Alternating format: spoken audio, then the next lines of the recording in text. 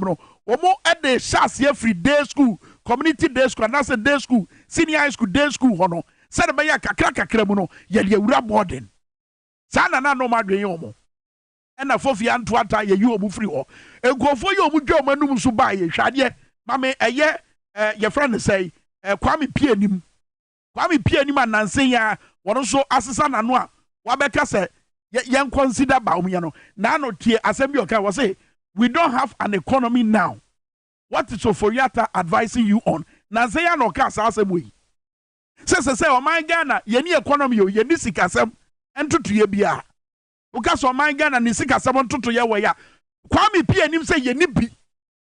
Etie ye ne nwanwa say His Excellency Nana Addo Dankwa Akufo-Addo esade Oforiata ken Oforiata akose mampanya hwe ye ho a wo se wo mbetu do fo wo man Ghana sikasem ho na eba sikasem enkuta hundie awa manone nso a ken Oforiata na enkodi sa adwuma no ken Oforiata wasa ye economy no ba bia ye de na hwe ni Kwami pie nim asem a okafa no ho enene Kwami pie nim be ka kire ye se John Mahama waba pen na se John Mahama ba pen a ebe baumia de wo maada eti yen consider baumia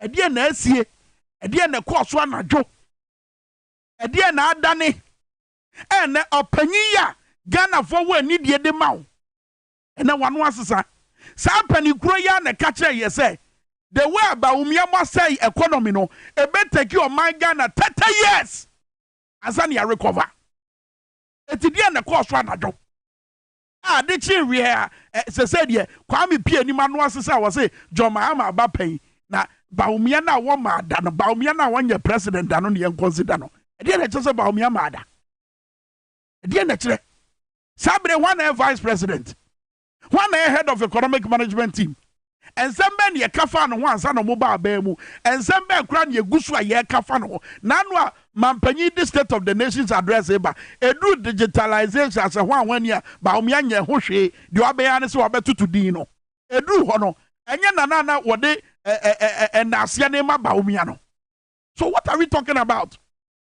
Ede ne yeka se ba omia nye bi da wo wa ba mu ba omia etimi take decisions on behalf of government. The number of times that President Akufo-Addo etu kwan baumia acted as President of the Republic of Ghana. So dear nieka. And what ye Kwami pie ni masem na esanso yi ni ma wo say baumia no moma woni experience no. Wono enemba solve economic situation a wono Kwami pie ni e ka say e be take your mind Ghana 30 years asan ya recover. Baumia na wodi animu say no ede ya bedu sam pempenso a Kwami pie nim say be take 30 years no sa baumia kro na Kwami pie nim e ka che Ghana for say yen consider no. I mean, what is happening to our intellectuals? Suku na wakono baby a wadunu minduru ye. But I'm questioning his reasoning because entasumu se masuma bubune se wonkoto jene bubune ko odwomo no sika no woyira no ba me wo akwada foforo bi a metai suma na wo kwa wonyira sika next time se me po bi asuma na why na me suma no me ba bubune a wo kodwoma woyira sika ana Michela on your kodwoma wonyira sika. Think about it. So sometimes I wonder ye intellectual see e de na ekoso edura na adwa ya BBC ye kanchi go ma dwene ne so ana mumye mompa ye ma ye intellectuals wo Ghana ha ye mompa ye mo na BBC sa because we dream one mentiase wonu mom na wa be say economy no wonu mom a wa say economy na wan kasa wonu mu kasa wo say eje mfie aduasa ansan ye si ye dada mu no wonu mom na eja Kwami pie ni me wo say yen consider no me day na one san say no na san take another 30 years. I don't get it. Betchem and enyo no kwa o me say intellectuals na ye di o madwi di agro wo kroma a ye piepie omatiko e mo ye nkuruntu nyuma no enyo no kwa hwe Kofi Bentil so hwade we wato so no mo hwade Kofi Bentil Imani Africa head your kick out. Was say my answer to those making da into a person say yeah de yo a noise or person watch ping yeah. My answer to those making the ping, this is not doom so. The power issues are bad, but it reminds me of what we went through for years. No logic can equate them or make me want to give the nation back to the ones who did worse. That said, please fix this power mess. It's terrible. Why analyze it and send me what tregu Facebook and Ray analyze it. The kind doom sono Kofi Bento so bedi ne hono kra de si wo Jo Mahama pensono one na de ba ya na anase na ya de wo ho dada edu ne na pensono na no aye den and Kofi Bento nim se na Jo Mahama etu anamon edi hudjuma Kofi Bento se wonima kotie ba umia in 2015 anu odi adanse se Mahama asovu dum so Kofi Bento se wonima kotie osaiche mensa bonsu ni interview wo ye o Hello FM and what credit Jo Mahama se wasovu dum so Kofi Bento se wonima bisa ho se adentina omo wa ban mu yi omo ba ye omo se omo inherit excess power excess capacity enyinam kane ho ade abusuo esu ni mfaso ebo ye ka ede enetre bisa ho ede entina wankasa mu nuanom including ba omia ya wo ton na mayi ede entina omo nyina ka asasem we.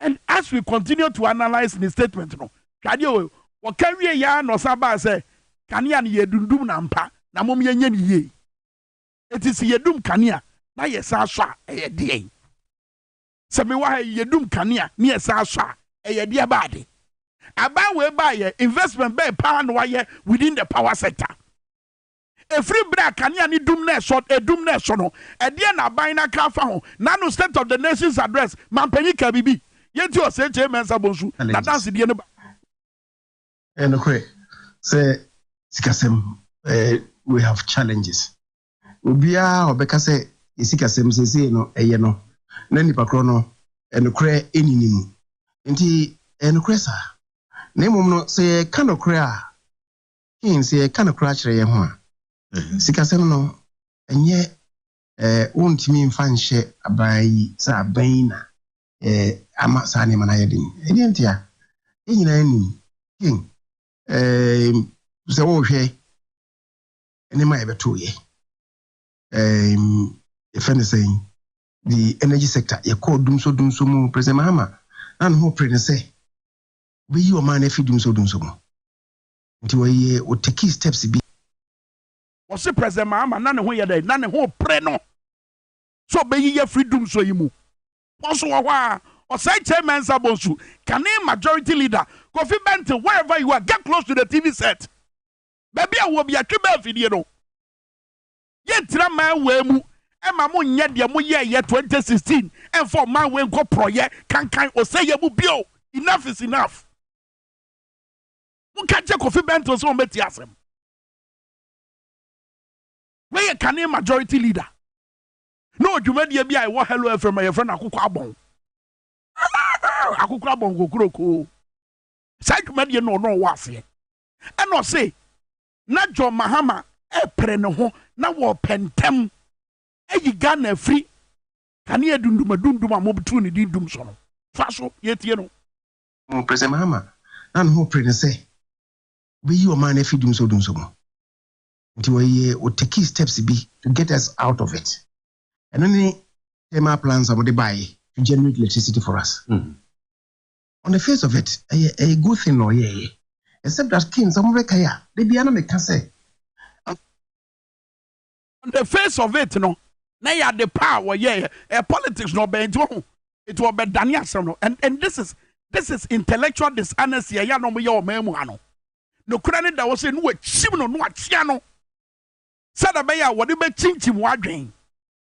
eti no kura no aka no say Mahama tu anamon edi dum so hudjuma wodi mfidi ahodo baaye a mo de be di dum so hudjuma and Ghana ni bia wo ye Ghana ni a wote Ghana wotua woto a wote wo Ghana wonim se dum so no 1998 one mo be kai 1998 World Cup ni ye dum kania pa wo krom ha in fact 2007 na ye dum kanea pa wo man mu ha obeka mpa ye omko dwaye e wa koso modam na da bia no mo de abato daily graphic ezuo no aduru ha ezuo no enam ha ezuo na beduru sei na ye boso mpa se urade menzuo no nyama o se de be ya ye benya kanea ye dundum kanea sa bre na afi na some of these private TV stations aba no mo yi telenovelas ahodo mo beka akakpoko be na manfo TV dwane free one part of Accra no kwa another part of Accra say wo kwa akwohwe akakpoko be kai remember all these things sabra na afi na private TV station ya your friend the TV is result of them Malaysia for dia na Malaysia ni Ghana for na kabum na afi na ba fresh enti no mo yi sini no na jinkofo adwen jinkofo adaje within those period and ye dundum kania one cry ha na manfo sebia ye dum kania o mata kwa na kania so wo kanesia wo fi mata ko be ko kanesi akwa bi sabra no within that period na kofo na nama wo 2 year won Tarzan ene so mu kofa mfidie bia entimi anya hwe through to John Evans Mills ebreso ena John Mahama be president ye to no so aba 2012 obey president election petition ni nyina atie yakotwe abato no ho manso ni nyina atie eno ohunu se no sa problem wey afi bia ma no homene so eti John Mahama wo komra se bedwafie de nsa pempem ne bo ka se mo mabasa me beso mo enti me mo somfo John Mahama sa de we metu ase emba umia no mu nsem osai tie mensa bonsu no mu nsem wotu ase eti ene Kofi Bentil de na wo paatre de na wo ka that intellectual dishonesty na ekoso o mamu hanu maburu mom ye nsori ntia we need to bring it to an end and the only way you bet we dey ni nyina ba na wie ye ene say ye be so no kure han no e de atoso ma me fa nwura mrase bedwafie na no ya state of the nation's address yenti honorable Eric Opoku member of parliament ma this year wo Esunafo South nia wakafa ba omia ho se eba yesika samon tutu ye ya agiegui wono so ka bi ba omia ntimi nwane mfiri ho ne wontimi nwane mfiri ho kina tie wei. And you now describe the head of the economic management team as Dr. Digitalization. He's no longer the brilliant economist. He's now transmogrified into another area, digitalization. Meanwhile, Dr. Bawumia, throughout his life, has been trained as an economist. He has failed this country seriously, Mr. Speaker, woefully. Mr. Speaker, as we speak, Ghana is listed 6th among countries with the highest debt to the IMF. Top 10 countries with the highest debt to the IMF. Ghana is placed 6th. Mr. Speaker, Africa #1. And now Dr. Bawumia has no knowledge of the economy. He's no longer in charge of the economy. Now he is in charge of digitalization. From brilliant economists to digitalization, he's now a computer man. Mr. Speaker, another important point. The president indicates that they have successfully negotiated an IMF facility of $3 billion cedis. $3 billion. And that is going to stabilize the economy and bring back hope. Because we get the same government in 2 years borrowed $77 billion from Bank of Ghana, an equivalent of $8 billion. And that $8 billion could not stabilize Ghana. That 8 billion cedis could not bring back hope. But today, we should bank our hopes in $3 billion for 3 years. You took $8 billion for 2 years. And the economic challenges of our nation escalated. And now you want to create false hope that with $3 billion, you can transform our nation. Mr. Speaker, then surprisingly, the president talked about cocoa. He spoke about the cocoa industry. I was shocked that President Akufo-Addo could have the courage to talk about the cocoa industry, considering the mess they have plunged that industry into. Mr. Speaker, in 2017, January 2017, we handed over a thriving prosperous cocoa industry to Nana Akufo-Addo and Dr. Bawumia to continue from where we left off. Mr. Speaker, 2017, their first year in office, Cocoa Board incurred a loss of 395 million Ghana cedis. Mr. Speaker, 2018, they incurred a loss of 78.2 million Ghana cedis. Mr. Speaker, 2019, they incurred a loss of 320.6 million Ghana cedis. Mr. Speaker, 2020, it was 426 million Ghana cedis. 2021, they incurred a loss of 2.4 billion Ghana cedis. Mr. Speaker, 2022, the loss was 3.2 billion Ghana cedis. 2023, it was 4.2 billion Ghana cedis. And Mr. Speaker, surprisingly, 2024, in their budget, they have projected to incur another loss of 2.6 billion Ghana cedis. Look at the losses. The Sika Yashri shall say Yakoso within the cocoa sector. And Honorable Rikopoku di Nyansa Pobia to Yetrim, Obian for the Ninko. Now we are buying Bosia 8 billion. Say, within 2 years, for the Bayer mine ye. And only went to me and find your mine ye. Say, what 3 years see a year IMF 3 billion year by say, a no mum and a dear need to ask for Beba 8 billion and to man your mine ye 3 billion and a baba day. I don't know where Rikopoku Bizarro. But we are not the cocoa industry or say ya coso, proyesica dear or say ya coso or the bata. So you see, Ghana no baby I do no ebusia. But I also say what's the yen I am my home so na yejina no kura no so ye tu na moa. A bebwa ya minya kendi nia Ghana dana koma so. And the only way you be who say kendi ni way Ghana dana koma so e yen se me be pie free na no. Tie John Dramani Mahama. Adwene dani trim e fa pani die ho. Tie we. Leadership, I know, is a duty of self-sacrifice, and Ghana requires a leadership of selflessness. Today, Ghana needs a leadership of honesty and truth. Today, Ghana needs a leadership of humility and modesty. And Ghana at this time needs a leadership with a sense of justice and needs a leadership with a sense of vision that steers our country on a path of peace and security. And so as I offer myself for leadership of my nation in this next chapter of my life, I pray that the good Lord will imbue me with the qualities that are needed to lift this country back on its feet out of the crisis in which we are. And I ask that the church always remembers me in prayer in this Herculean task that I am about to undertake. And this is a leader or opposition or petumia.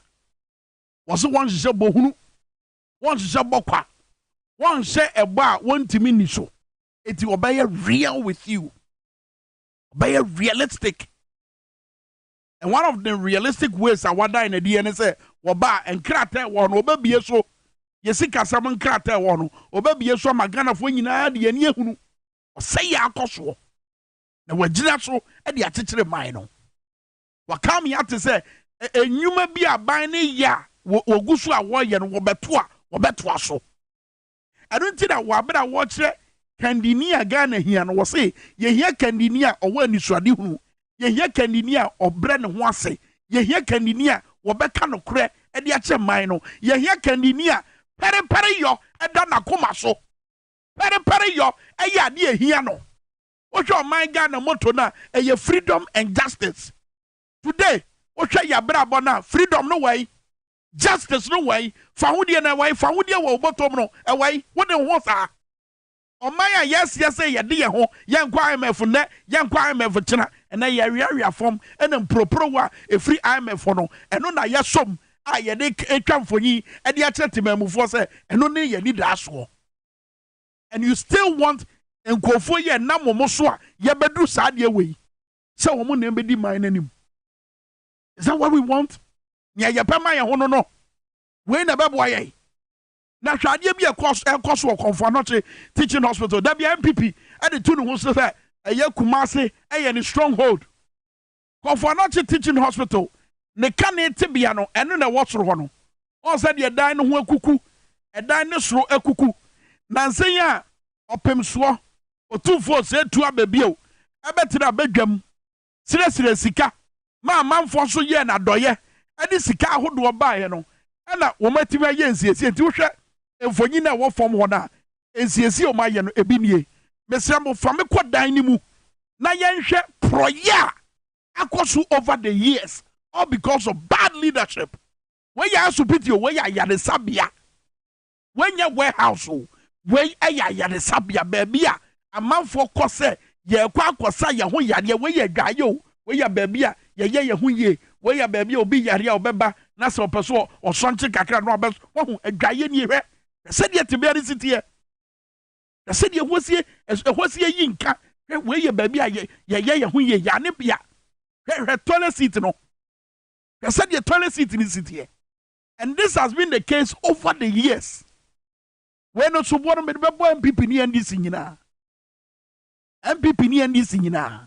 But in the case of NDC no, wabra na we kwaso a wanye ni ye no. Still, what to anamon SCC ayadesabia bi wo asantemam to say we are government hospital, afari government hospital, afari military hospital. Was the city nyina. Ananka was a ban we ba no beto aso no wie. I mean, you sure say wabra no yes aro. Anka wonya bra ka Ghana for mo bra. Come you sure say Kofo Anoche dey we come be. But the political party or what be mu a was here say and eye Kumase Asantemamu eye the stronghold no. Kofo Anoche Teaching Hospital on the tebia. On baby eye kura nsuo we politank esi wo. Baby kura nsuo we fie wo ho. Etu opem so and necessary what bedroom was in a sika. Meanwhile, your health ministry, as a health ministry, no, your budgetary allocation or minor kohuma bosikano, ye tibi de kwasashi ye ho. Meanwhile, on my ya timi, ya babusia wo ye dimu, ya babusia be sika dayaso, se tienye. A care dayaso, se tienye. Yentime nyimu bi, and found koyensi. Our Kofo Anoche Teaching Hospital. Now, what to worry me? I catch him say, "Yeah, my MPP breaky 8, and year 8. And year 8, no more breaky. Sikabebre be, almost sabe show mu. Sikabebre be, net da for 2 dada. Sikabebre be, maji what you kwamu. Ajia abedi dance here. So munya sika should be changed. Say da. Sikabebre be, maji, our busia bomu. And now, when you come down my Ghana, so as I said, yeah, say, yeah, my busia bio. Says the canning in a day. I didn't yet want to be. I'm found with Jensi, see, our Kofo Anoche ne or Pem Swano. I am to no swaba. One mum. And I beg you one tia. What's this? As I say, young Fanko Yensi, see, Yamin Chadia, Ghana for Yamu Yenti, and see, be Koso. Our Kofo Anoche Teaching Hospital. Look at the deplorable state. And Mamin San for say we soon show. Where your contractor was suku diary and quadati suku imu. Omus yadie. And where contractor says many munye. Had your course. Therefore, Oda Tonton Sansan and Sons Company Limited no. Adwumayko ye na aban de asene Roman Catholic Primary School show monsa so monhwe ni musina mofani baby pantena na wonsua de na contract ya fresh school dan kama wiema ne mofra kra ko mo oje adisua enfinsan so ne achi ni sike wo se abatwa de man wo ne besi ne enya de aban so atua na mpenifo se kwasiebu eyenti no owura ajekum konto akokopie mu e wa asene Roman Catholic Primary School a ode credo akoto school de mo pamon kra ni nyina afi school dan mu se enkosi sa ban betua ne kan de wombie e mo mofra no nkotene musika akem ubie ntua meka nhwe ni musa bensa beka musika efi na akwa mu fia na se bibia get fan yes bibia ka get fan bibia meko shop wa meto bibia mitia get fan adena mi musika kam omo TV so so si omo tua obi eka nti so obi kwa na ne ka no aba be so mi mu se ya tua o ka na mpese o de se udi esika man na se me makọ nkontompo ni eti me pese o mi hu ni se sika no so omo tua omo hye da ma me de ma account number call get fan come out you be 2021 you be say time na me sabe case no so within 1 month and say me gina no ya me ba ma on 2 occasions am about to DC ni ba no abeka na bo so asama kire me now obi enu eko nti we ni ma share that body DC na mane ma koho ose me mfa me documents ma me dia koho enso no na sign document no me dia koho akọkire no ma sign akọ ani madam Edna ma sign any director of education months across Asenek months across papa no create ni na ba me fie na me ba na me hwe nkwara nso mu gugu awie mu a na ha madwen nti ne magyae ba se me so mu akire me excavator me dey adwuma ya just me excavator me hu e kura dia fa koso na video no dey koso ama video ni naso koso ama video ni naso eti contractor ye ndua ne ka e na ode ehu abufuo ene ani bre akoto ayi school dan ni mu ene ya ka nkoda na kogu abonten onwani mguase onwa mamuo no onwa mamuo ni mu ene mguase minim se nkoda ni bi kasa ya ye ntie omu bi kakra wo ye ntie bi Insia Genesia this one the cage. Papa boy. Eba bibi pallo ka koto. Ninge chine da chiron. Na ama anapai bigenga fu. The boss alensa na ko class. Na pa no shibani beka so ntia en rabonti. It's okay. So abani ni pe. Ye breninti. We de koso ade man koda na nimu na screen so. Sada beya owufo bia wo hwe bia me pese emfonyi we gigi utrim wo se be giregira wani so sa wo so dan kra wo se emfonyi we be giregira wani so. Look at how this government has craftily stolen the innocence of the future generation. Look at how craftily they have stolen the innocence of these children. And kurani nim de ekoso wo mu nim de ekoso aban krata mu womunim debt exchange program womunim external no omunyandru omu preoccupation is say ye betro made na ba bia mo so maduru no o maduru krampa chensa na na do ba omi aka wo ko suku e na de we to wa ka waduru ba bia waduru no hey President Akufo-Addo Dr. Mahmoud Bawumia ebra wo ko suku e na saade we ye de bi di wa kene obeba be ye mampani abadi eche ami abefro Dr. Digital ami abefro Kodigi ami abefro economic messiah economic whiskey ka betu aba be nya saade bere no o de o ayaka de abudi di nkwada yi free sh as nwa enkwada enwuma ombenya amudi besua de wo fitiase suku nwa suku dan ya yebetenam na ye de asuade a nwa. So what is your use? Me tontoma e wo se ntoma no e so ba mfaso ma me be na ma tontoma mintimi mpam mintimi nse mintimi mfra eti ntoma no ni use ye de you useless. What is your use as a government? What is your use as a political party in government? What is your use as leaders of this country? Sika yedi triamo no sika yedi triamo kano adwuma yedi aksamo nsema ne se mo madwene maye. Come and think for us. Come and think, plan for us. If you think in a planning anu nie and then say contractor mun tua ne car and na wakoto suku demu na nkwada gu abonten enye mo fere enti na nanu amukọ amadia fo nhia mu anaka mo kwa politics wo hono yedi mamo mo twa ade we mame I said, no, kitwa be. I mean, walking in area, but Bibi Kakraka were chilling and Bede Soran San, Vice President of Abakasa. Under the Vice President of the Republic of Ghana, Juan Fabian Sordo, the President of the Republic of Ghana was January 2025. President of Ghana 2025. Mr. Current Vice President. President to be, you are invited. Oh, yeah, ready. Also, yeah, ready. Man, 1 second. 1 minute. Your Excellency. I'm the moderator. My senior brother, Honorable, took the ring out of me. Yes. He said I invited. Assalamu alaikum wa rahmatullahi ta'ala wa barakatuh. We members of the Ahmadiyya Muslim community completely disown the statement that the Honorable Katie Hammond has made. He has expressed his own desires, political desire. Our desire is that leader who will lead Ghana once more. Who will lead Ghana once more into its position in the Committee of Nations, so that we can command that respect which Ghana is known for. That is the leader we praying to Allah, that Allah Ta'ala should give us that kind of leader.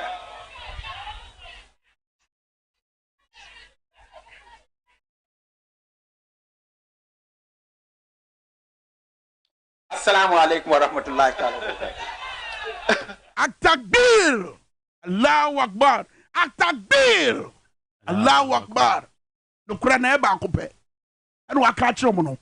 Ye ka pani a ye hia mpanimfo mo bedi man ye nim ama man yi ehu enani mo nyam no asaba.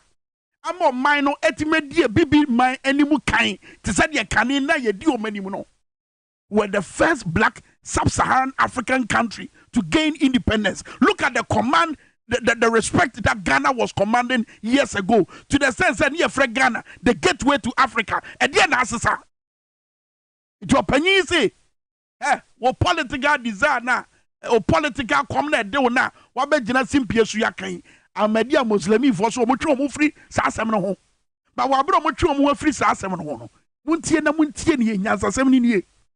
Ye pepenia obeba abeboa no so Ghana mu ama Ghana so na wabedi kan e wa mama ahodo so te said ye na tie kane no. This is deep.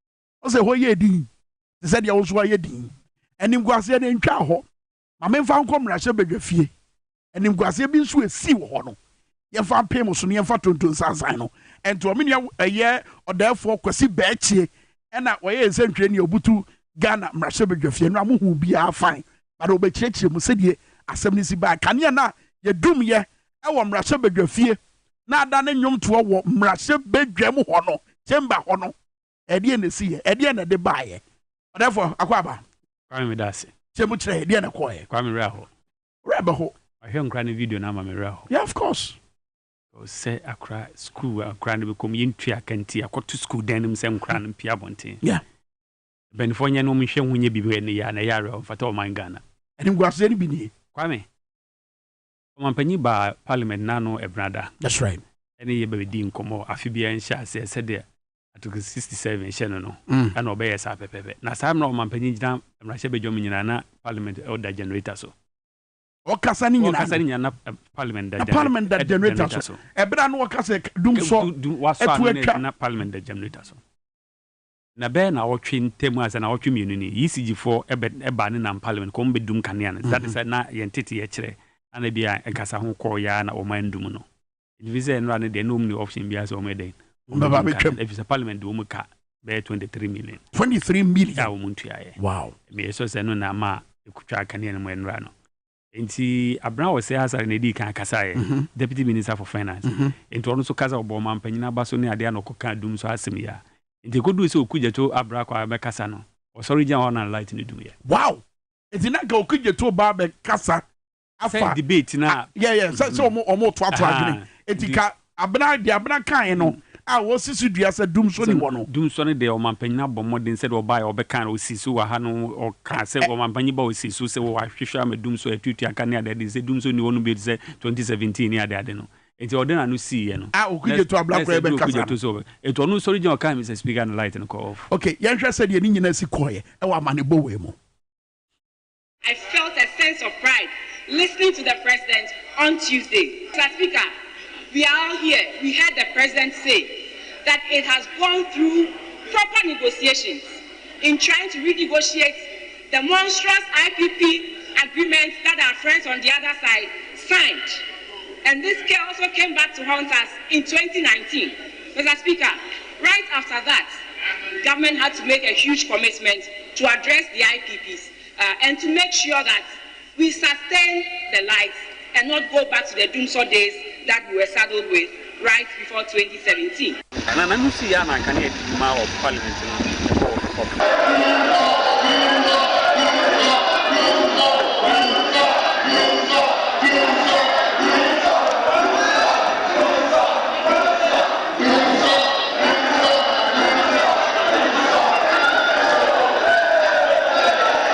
600 na mkɔ ko share MPC ni bi na say no go mako say petrol money 11th floor the last one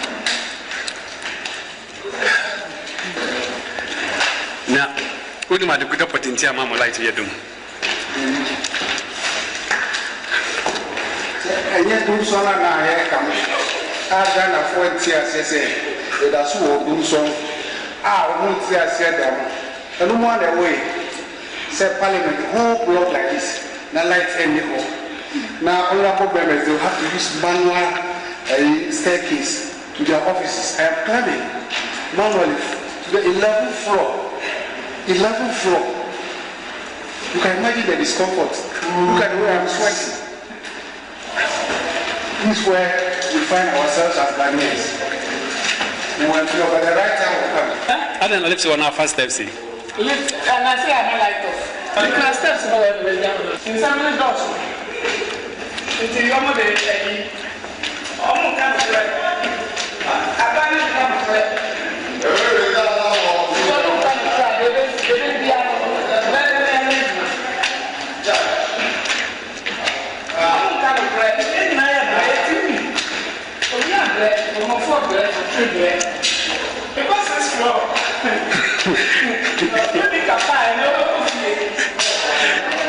How many times the Western Afra was out? And I said, why I go check on my message. May cost us in Swami.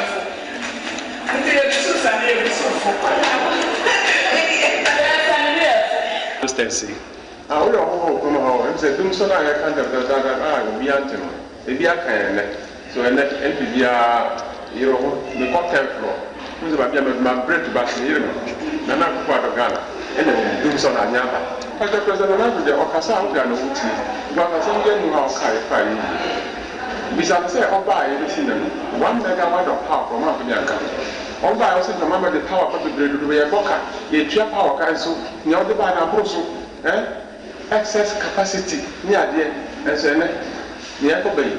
The battle, we and your positions were we are the Parliament of Ghana, light up, the 4 steps.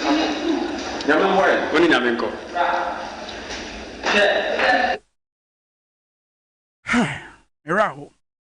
Mirao, it's a copy of a bedan when you say a canon mote.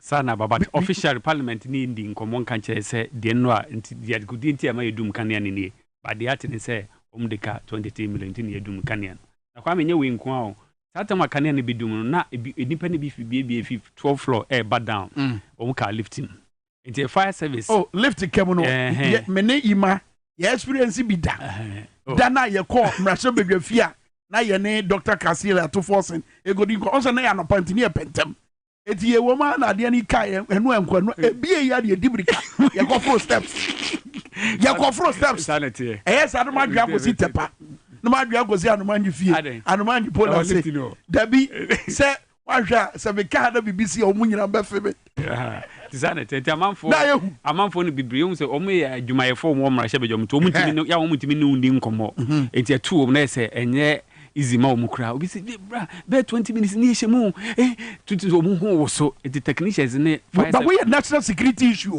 fire service any technicians ne dimrika lift by lift no mu yi omu sa omu bibi no omu yi omu nyina ti say omu therefore the make ebia wadwin besi so parliament asupiti ahodo mampanya soe ye ene miamia ahodo a eye na wota hu bambo kase wo ho no ni nyina ye security installation o kwame eti yentan num kanea wo ho enti na bebusa ho the day na am na koba enti adum kanea parliament eni mentimi kasa parliament eni sika parliament omu generate IGF because omu juma no omu ye no tembia no surveillance say aban esika budget no omu ye de bemom no omu di omu juma enti ebia ministry of finance ene release omu sika nyeden emfama omu but idea so na metete say omu say kanea no sika no matua they nyan reflecte metiti bibisa en omutua ne daben edi san komo we say ni kwanse nke edu ba bi edu say motua isijifo ati omudundum kanea omuditi obia odeno ka bia ombedum kanea wantua ombetwa wantua